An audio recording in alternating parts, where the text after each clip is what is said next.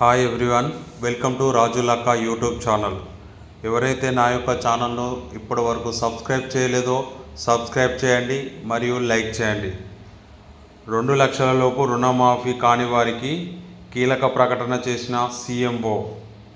తెలంగాణలో రుణమాఫీ వర్తించే రైతుల కోసం ముఖ్యమంత్రి కార్యాలయం కీలక ప్రకటన చేసింది.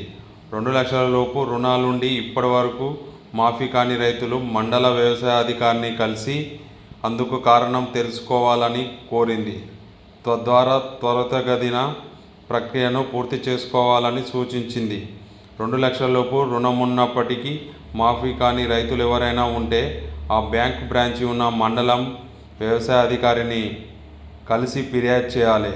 రుణమాఫీ పోర్టల్లో రైతు పేరిట ఉన్న రైతు సమాచార పత్రంలో రుణమాఫీ వర్తించిందా లేదంటే వర్తించకపోవడానికి కారణం ఏమిటో ఉంటుంది.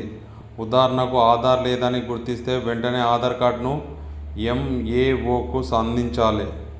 ఆధార్ సరిగ్గా లేకుంటే వెంటనే ఆ రైతు తన సరైన ఆధార్తో పాటు ఓటర్ ఐడి లేదా వెహికల్ లైసెన్స్ లేదా రేషన్ కార్డును ఎంఈఓకు అందించాలి. వాటిని పోర్టల్లో అప్లోడ్ చేసి సరి చేసుకోవడం ద్వారా రుణమాఫీ పొందేందుకు అర్హులవుతారు.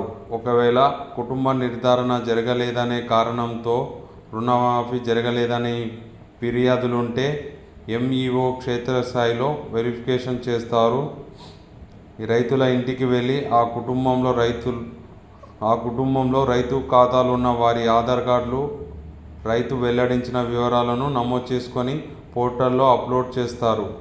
ఆధార్లో బ్యాంక్ ఖాతాలో ఉన్న రైతు పేరు సరి పోలకపోతే రైతులు సరైన పేరున్న అప్డేట్ ఆధార్ కార్డును సమర్పించాల్సి ఉంటుంది.